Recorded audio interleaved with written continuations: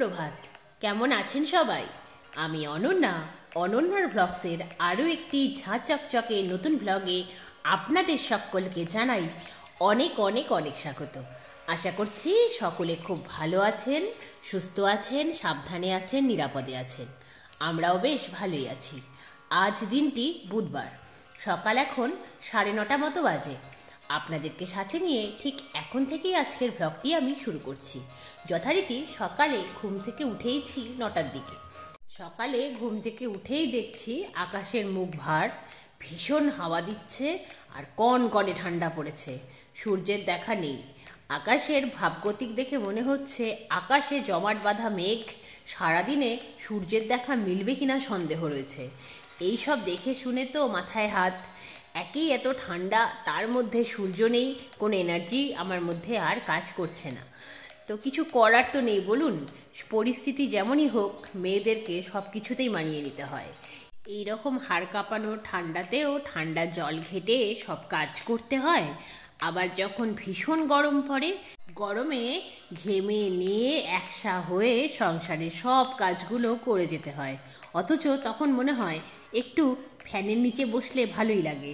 উপরে ফ্যানটা চলবে, নিচে বসে একটু আরাম করব, একটু রিল্যাক্স করব।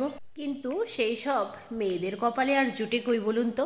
এই সব আরাম তো রয়েছে শুধুমাত্র আমাদের পুরুষতান্ত্রিক সমাজের পুরুষদের জন্য। মহিলারা তো দ্বিতীয় শ্রেণীর নাগরিক।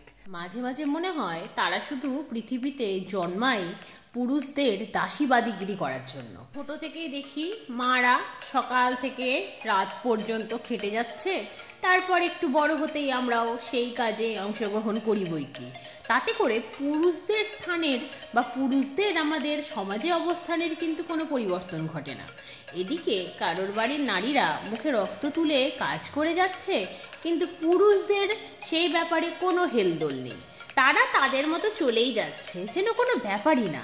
আবার এটাও ঠিক, আমাদের সমাজই যেন ঠিক করে ফেলে, ছোট থেকেই মেয়েদের মনে এই ব্যাপারটি পুট করা হয় যে তুমি মেয়ে, তুমি মেয়ে, তাই তোমাকে সব কাজ করতে হবে।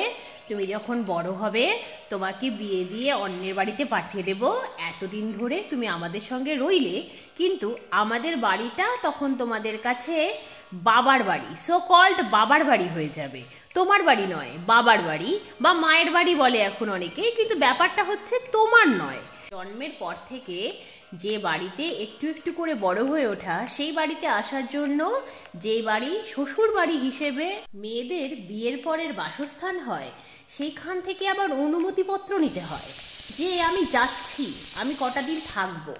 আবার বেশি দিন যদি থাকা হয়ে যায়, তাহলে নিজের বাড়ির লোকই সন্দেহ প্রকাশ করে, কিরে ওই বাড়িতে কোনো গন্ডগোল করে আসিসনি তো? আর পাড়া প্রতিবেশী আত্মীয় স্বজনের কথা তো ছেড়েই দিলাম। তারা তো কয়েকদিন মেয়েকে যদি নিজের বাড়িতে ঘোরাফেরা করতে দেখে, তখনই তাদের মনে হয় কি ব্যাপার, মেয়ে আবার শ্বশুরবাড়িতে ফিরবে তো? ব্যাপারখানা আপনাদের খানিক এরকম মনে হয় না, যেন আপনি তাদের বাড়িতে গিয়ে খাচ্ছেন বা তাদেরকে বলছেন আমাকে এটা দাও ওটা দাও। মানে চিন্তার বহর দেখলেই অদ্ভুত লাগে।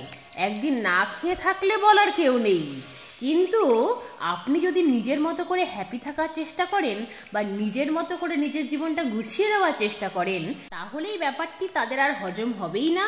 তখন আপনাকে এমন এমন কিছু কথা বলবে যে আপনি আর নিতে পারবেন না। জাস্ট যতই অশান্তি হোক, যতই কষ্ট হোক, তখন আপনাকে আপনার বিবাহ পরবর্তী যে বাড়িটি আপনার জন্য স্থির করা হয়েছে থাকার জন্য আর কি, আর কাজ করার জন্য, সেখানেই ফিরে যেতে হবে।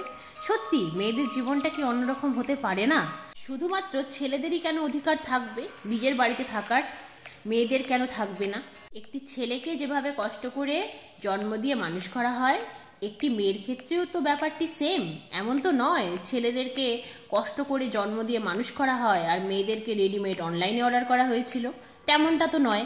হ্যাঁ, আপনাদের একাংশের মনে হতেই পারে আমি ফেমিনিস্ট, আমি নারীদের কথা বলছি। হ্যাঁ, আমি একজন নারী। আমি যদি নারীদের কথা না বলি, না ভাবি, পুরুষরা তো ভাবেই না। নিজেদের কথা চলুন না, নিজেরাই একটু ভাবি। সবার জন্য তো করলেন, সবার জন্য তো ভাবলেন, কে আপনার এত ভাবনা চিন্তার কি দাম দিল? আর না হয় একটু নিজের জন্যই ভাবলেন, একটু নিজেকে ভালো রাখার চেষ্টা করলেন। আলটিমেটলি আমরা তো সবাই মানুষ না? যেদিন আয়ু ফুরোবে সেদিন এই পৃথিবীর মায়া ত্যাগ করে চলে যেতে হবে। কি পেলেন নারী হয়ে? নিজের জন্যই যদি একটু ভাবনা চিন্তা না করতে পারলেন? আমার কথাগুলো শুনলে ফেমিনিস্ট মনে হতে পারে, কিন্তু কখনো নিজেকে একটু সময় দিয়ে কিছুক্ষণ ভেবে দেখবেন, একটা কথাও কি আমি ভুল বলেছি? যদি মনে হয় আমি ভুল বলেছি তাহলে ইগনোর করবেন, আর যদি মনে হয় না কোথাও গিয়ে কথাগুলো আমি ঠিকই বলেছি, তাহলে আমার কথা মতো অন্তত একটা মাস একটু নিজেকে নিয়ে ভাবার চেষ্টা করুন। দেখবেন আপনি নিজে ভালো থাকবেন। নিজেকে নিয়ে একটু ভাবুন। অনেক তো ভাবলেন পরের জন্য, এবার না হয় একটু নিজের জন্য ভাবলেন, তাই না? দেখুন, আপনাদের সাথে গল্প করতে করতে আমার রান্না বান্না কিন্তু অর্ধেকের বেশি কমপ্লিট হয়ে গেছে। আজ যেহেতু ভীষণ ঠান্ডা পড়েছে, সেই জন্যই আমি চা পর্ব মিটিয়ে ঘরের কাজগুলো সেরে যথারীতি স্নান সেরে ফেলেছিলাম। মাও আমার পরেই স্নান সেরে পুজো করে ফেলেছে। তারপর দুজনে মিলে জোর কদমে রান্না বান্না শুরু করে ফেলেছি। আজ যেহেতু বুধবার, আজ তো আমিষ খাওয়ার দিন, তাই আজ রান্না হচ্ছে মাছের মাথা দিয়ে লাউ ঘন্ট, আর এদিকে হাঁসের ডিমের কষা। ব্যাস এইটুকুই। আর গতকালের একটু ডাল ছিল, সেটিকে গরম করে নিতে হবে, ব্যাস তাহলেই কমপ্লিট। এই ঠান্ডায় কি যে অস্থির লাগছে আজকে। আর এদিকে যখন হাঁসের ডিমগুলো ক্যারি ব্যাগ থেকে বের করলাম, যেহেতু গতকালই এনেছিলাম, গতকাল তো আর জায়গার জিনিস জায়গায় রাখা পসিবল হয়নি, যদিও ডিম এনেছি তবুও মঙ্গলবার হওয়ার জন্য আর হাত দিয়ে ফ্রিজে ভরতে ইচ্ছে করেনি। আপনারা হয়তো ভাববেন আনতে সমস্যা হলো না, ফ্রিজে ভরতেই সমস্যা।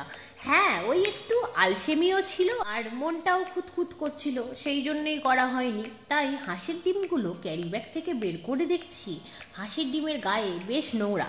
প্রথমে ভাবলাম জল দিয়েই ক্লিন হয়ে যাবে, তারপর দেখলাম নোংরাটা একটু বেশি পরিমাণে। তাই অগত্যা স্কচ ব্রাইটের মধ্যে ভিম লিকুইড লাগিয়ে ঘষে ঘষে মেজে নিলাম।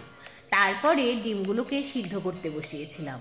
আর বাকি পোলট্রির যে ডিম এনেছিলাম 15টা, সেটিকে ভালোভাবে ফ্রিজে সাজিয়ে গুছিয়ে রেখে দিলাম।